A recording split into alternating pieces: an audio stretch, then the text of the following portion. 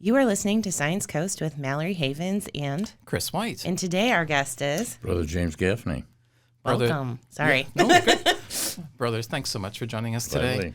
As you probably know, Brother James, as we affectionately refer to him as, was the president of Lewis University for many years. Oh, that's right. I forgot that. Right. There's a connection there. And has dedicated his life to the education of students. And so we thought it would be very fitting if we had him in the podcast studio so that he could share with us his reflections on his life as a Christian brother. Brother James, how would you like to start? Well, when and how did I first encounter the brothers? Grew up in the west side of Chicago, parochial school, and then St. Mel High School, which is one of the brother schools. It happened to be the high school from which my father graduated. Oh. I heard stories, but stories about the 30s. And it was a different regime and a little bit, talk about crying, students, faculty, both. But it was very strict.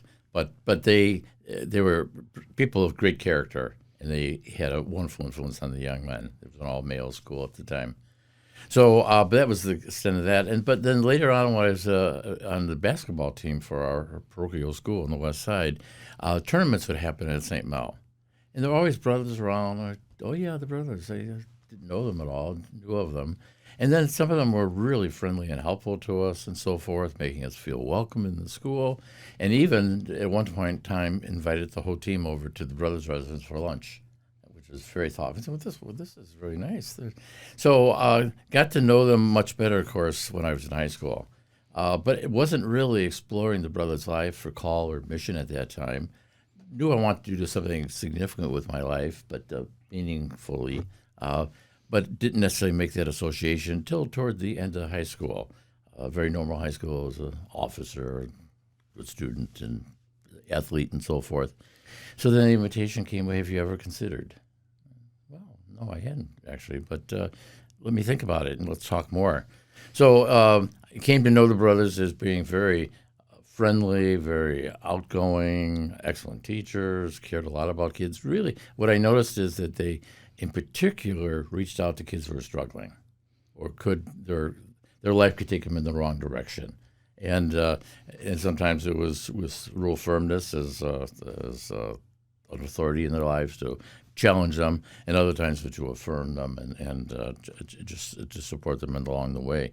So I did join the brothers then after high school. Parents wanted me to wait until after high school. It made sense, not until I was 18. Now we don't accept anyone until they're at least, say, 25 or so.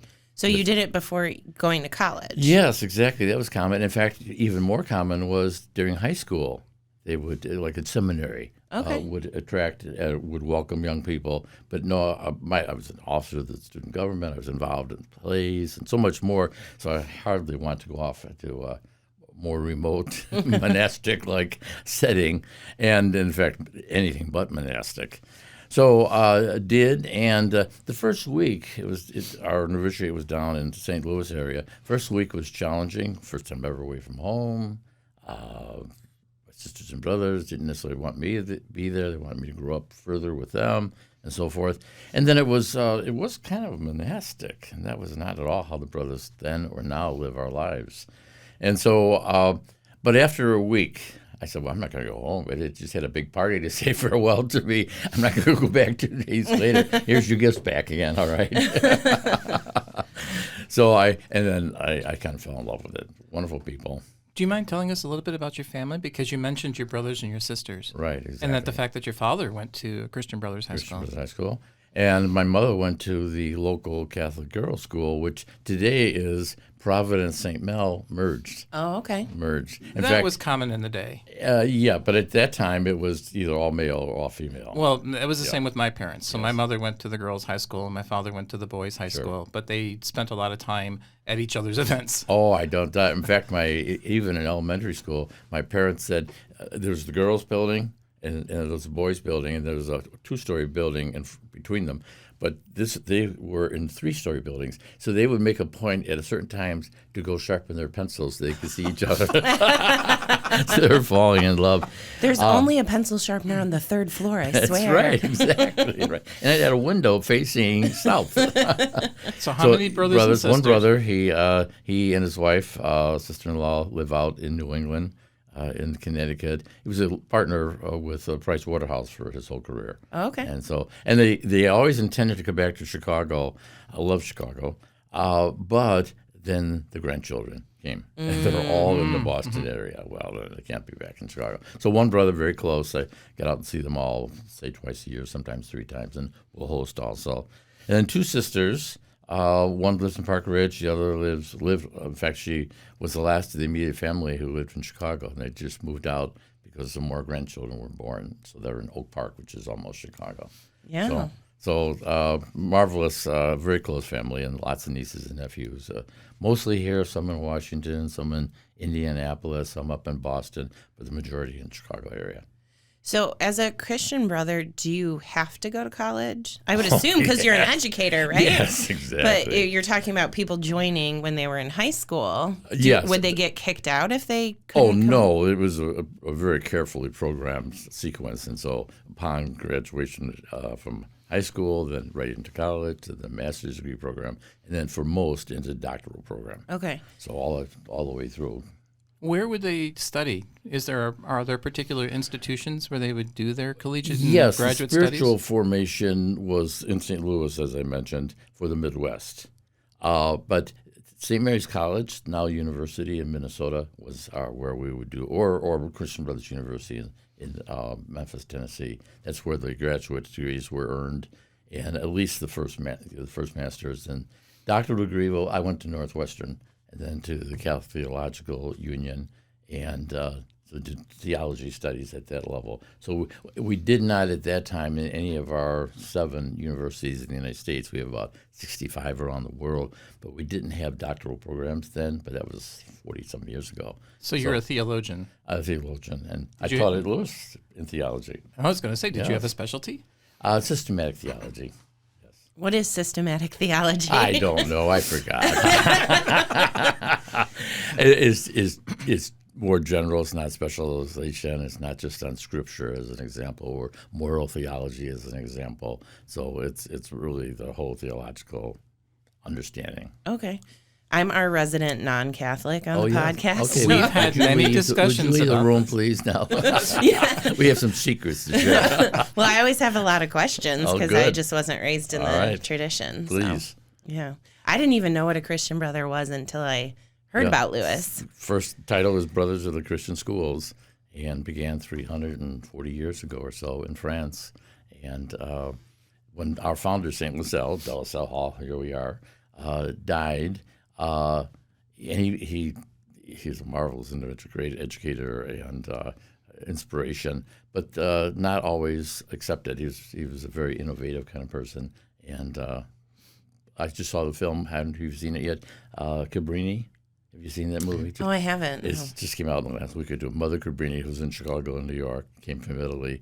Just a strong advocate of women in leadership, of outreach to migrants coming, in that case, from Italy. Very, very challenging. She'll stand up to the Pope, to any bishop, to any archbishop, and so forth. Our founders like that as well. Is that what Cabrini Green is named after? Yes, Cabrini, exactly. She lived in the neighborhood. In fact, Brother Philip here at Lewis, it was amazing. His mother knew her. Oh. And she was pretty advanced in age, maybe 60s or so, so quite young. And so, but she had her way, and it was always for others. In fact, she was kind of sickly her whole life. But his mother knew her because she would organize a group of volunteers from the old Italian neighborhood in Chicago to come to some of the schools that she founded to prepare meals for the kids, for instance, kids who came from needy families and so forth.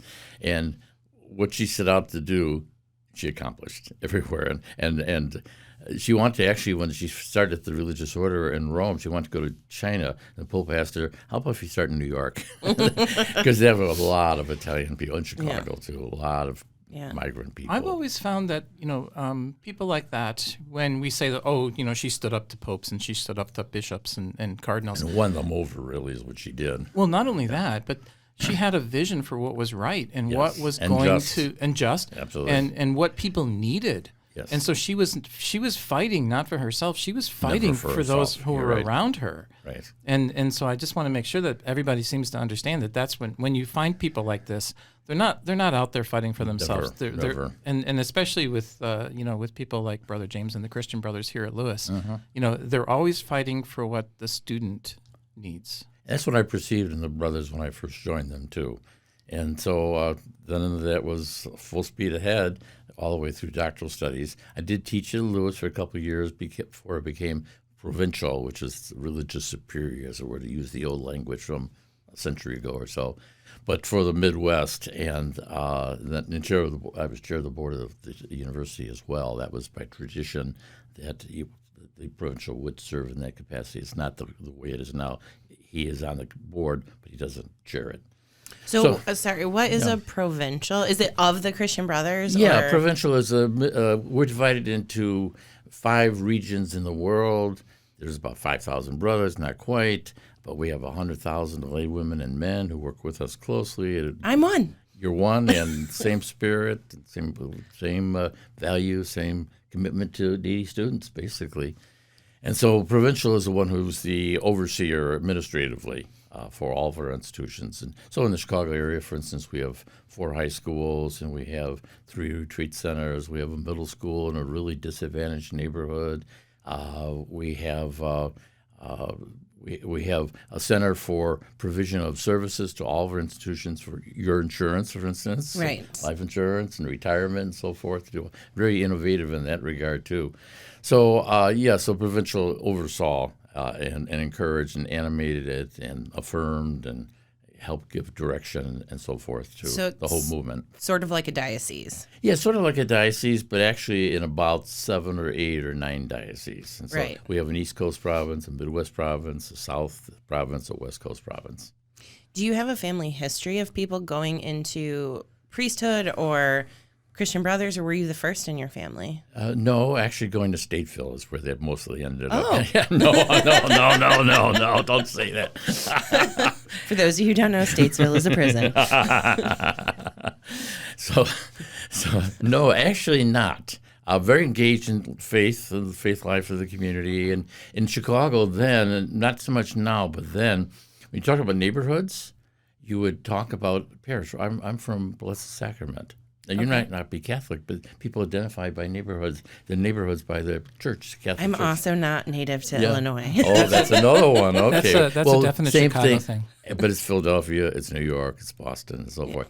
And so there are just so many parishes, and there's a lot of Catholic folks, but very respectful and caring of other people, too. What was interesting is it was Protestants who say, oh, yeah, I'm from All Saints Parish. Well, not really, but that's the neighborhood. Right. Or when Cardinal Bernardine died, and he was a hero to everyone, just a magnificent human being and leader, when he died of cancer. And before that, but especially then, Jewish friends would talk about, well, our cardinal. Oh, because he nice. was so accepting and respectful of other people and inspiring also. So it was our cardinal. He was a civic leader, not just a religious leader. Yes, exactly. Right, exactly. Profound influence. I'm curious if you could tell us your path to become president of Lewis University and what you're most proud of during your years as president. Okay, well, I was kidnapped. And no. That, in fact, is how we select presidents. Yes, we grab them off the street. Restrain them. In fact, right now, I'm co-chairing the committee for St. Mary's College of California, one of our institutions, fine institution. And we're choosing a president. And yesterday we interviewed candidate number 1, 2 men and a woman. So today at 2 o'clock, and then tomorrow 2 o'clock, and then we'll make the decision. So I taught theology. I taught in one of our two of our high schools actually for a couple of years each, and that was a marvelous experience. And I was in St. Joseph, Missouri, and then suburban Chicago, and would have been happy to do that the rest of my life. But invited to and encouraged and insisted upon, which didn't need much insistence, to do the doctoral studies and get ready for teaching theology. So I taught theology here at the university for a couple of years. When I was provincial, as I chaired the board and very active on the board, and there's struggling years at Lewis. Those are terribly difficult years. And so just to keep people together and inspired and working together and making it all go forward. So I was instrumental. I was the person, because I was provincial, I was able to tapped someone on the shoulder at one of our other colleges, Manhattan in New York City. So a wonderful brother, David Delahanty, and he was Dean of Education. And they were preparing him to be president of Manhattan College. Another 3 to 5 years, he would step in that position. So I convinced him, I said, this would be a great experience, come out to Chicago, and this college has a lot of potential. This is a big stepping stone towards going back to Manhattan. It was founded in like 1863 or so. So a long tradition in New York City and so forth. Well, the trouble was twofold. Number one, he fell in love with Chicago. Uh-oh. So, yes, so when and that's for a New Yorker to do that? Wait a minute. So he did, and so he served the 4 years or 5 years we had asked, and then I said, no, our deal was the deal. Then you go back to Manhattan. He said, no, I want to stay. I love Chicago. I love these students. I love faculty and so forth. So that was great. And but then he developed cancer. Yes, and he just couldn't get beyond that. So he stepped aside from here, and within 3 months, he died in New York City. So we had an acting president, a brother who had been president, Marvel, brother, the library's named after him, Brother Paul French. Marvelous, the only faculty member ever to receive the award Distinguished Educator of the Year, top quality. So I convinced him for 6 months or so to come on back in, and he could teach one class, all right, as a compromise, but come on back in, and we'll do the search. So I was nominated and actually asked to, and I said, only if it is a search. So let's go through so we had 5 candidates, and so I was asked to then become. So I said, fine, happy to. So I have a quick final question for you. For anybody who's out there listening to this, who's thinking about possibly becoming a Christian brother, what would you say to them? Run for your life. No. Oh, it's a marvelous calling, and we would welcome individuals who are wholeheartedly committed and for whom this is a calling, and who really care about justice and outreach to the needy and so forth, and working with great respect with colleagues to ensure that our institutions are really faithful to their calling, to their mission. So, but we have a process, of course, so we don't just accept someone at age 26 or 28 or whatever. It's a process of theological studies and a lot of good experiences to make sure that this is authentic. And then a year or two of theological studies, and then finally an assignment to a school, a retreat center, a university. Do they get to pick where, or you're? Well, yes and no. Yes, insofar as we really want a person to be where he can be most effective, and where he can happily and wholeheartedly throw himself into the ministry. No, insofar as if there are critical needs, we expect people to be generous, and we talk about one LaSalle now, global. We have a whole system of institutions. We have 1,000, 1,200, 1,300 institutions, including all these universities. So we're together. So without borders, we use that term as well. So if critically needed in Guatemala or in Indonesia or in the Philippines, whatever, or Bethlehem in the Holy Land, I'd be expected to be willing to serve, not forever, for a period of time. Okay. Yeah, but I would never be forced to. If someone's just not prepared or the heart is not in it, well, then find some other really meaningful engagement. That makes sense. Huh? And with that, the views, thoughts, and opinions expressed are the speaker's own and do not represent the views, thoughts, and opinions of Lewis University.